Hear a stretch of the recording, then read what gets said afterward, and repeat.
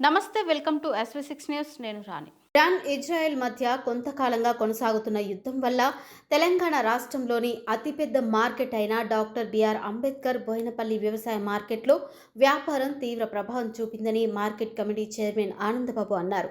ఆయన విలేకరులతో మాట్లాడుతూ రైతులు పండించిన కూరగాయలకు సరైన సమయంలో గిట్టుబాటు ధర రాకపోవడం కొనుగోలుదారులేక ఇబ్బందులు పడుతున్నారని, మార్కెట్లో తీవ్ర ప్రభావం చూపిస్తుందని, గ్యాస్ కొరత ఏర్పడటంతో హోటల్స్, చిన్న చిన్న వ్యాపారులు, రెస్టారెంట్లు, హాస్టల్స్ మూసివేయడంతో కూరగాయలు కొనేవారు లేక ఇబ్బందులు పడుతున్నారని అన్నారు. వెంటనే పరిస్థితిని కేంద్ర ప్రభుత్వం పరిశీలించి గ్యాస్ కొరత నివారణ చర్యలు చేపట్టాలని ఆయన కోరారు.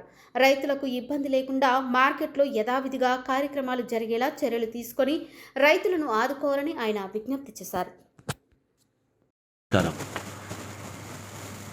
యుద్ధం ఎక్కడో ఇరాన్ అమెరికా యుద్ధం జరిగితే ఇక్కడ మన భారతదేశ ప్రజలు తీవ్ర ఇబ్బందులకు గురవుతున్నారు.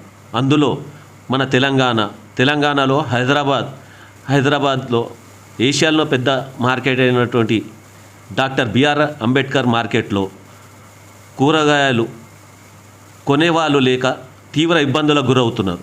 దేనికి అంటే క్యాంటీన్లు బంద్ అవుతున్నాయి, హోటల్స్ బంద్ అయినాయి, హాస్టల్స్ బంద్ అవుతున్నాయి.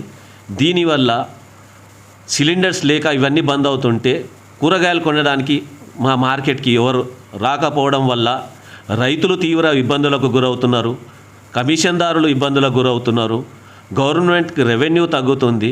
ఇవన్నీ తీవ్ర ఇబ్బందులకు గురవడానికి కారణం ఎక్కడో వేరే దేశంలో యుద్ధం జరుగుతుంది.